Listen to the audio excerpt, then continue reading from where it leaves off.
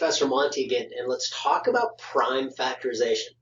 So remember, prime numbers, here's an example of some prime numbers. Prime numbers only have 1 and themselves as factors. Those are the only things that will multiply to them. Check my video that I did on prime numbers if you need help on that.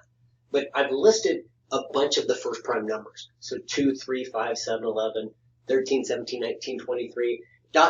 just to imply the list goes on forever. There's no pattern there, but just to imply that list continues on. And then factors are things that multiply together. So prime factorization of a number is saying, okay, let's take a number and see what prime numbers will multiply to get this number. So let's start with the number 39. Now here's a little hint. If you add the digits together, 3 plus 9 is 12. Since 3 goes into 12, then 3 goes into 39. Now that only works with 3 and 9, so it doesn't work with numbers like 2. But we know 3 goes in there. It's not even, so I know 2 doesn't go in there. I'm looking for the smallest prime number I can think of that will go in there.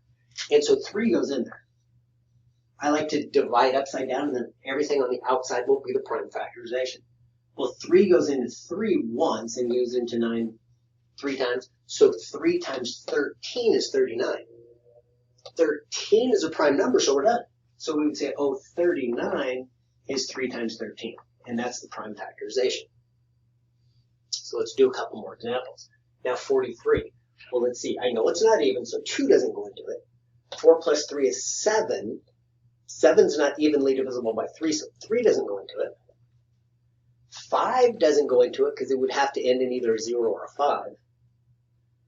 7, we could try 7, but 7 times 6 is 42, and 7 times 7 is 49. Now, here's what I know. Once I get to a number that when I multiply it by itself is bigger than this number, if none of the prime numbers below that went into it, the number itself is prime. So this is prime itself. It has no prime factorization. All we could say is 1 times 43 if we wanted to, but 1 by definition isn't a prime number. Now 56, I know it's even, so 2 goes into it. So let's see, 2 goes into 5 twice with 1 remainder, so 2 goes into 16 8 times.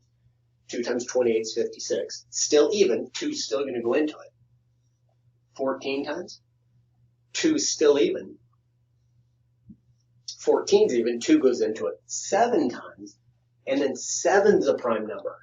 So when we list this, we'd say, oh, 56 is 2 times 2 times 2 times 7. And so that's it. Practice this and you'll get it.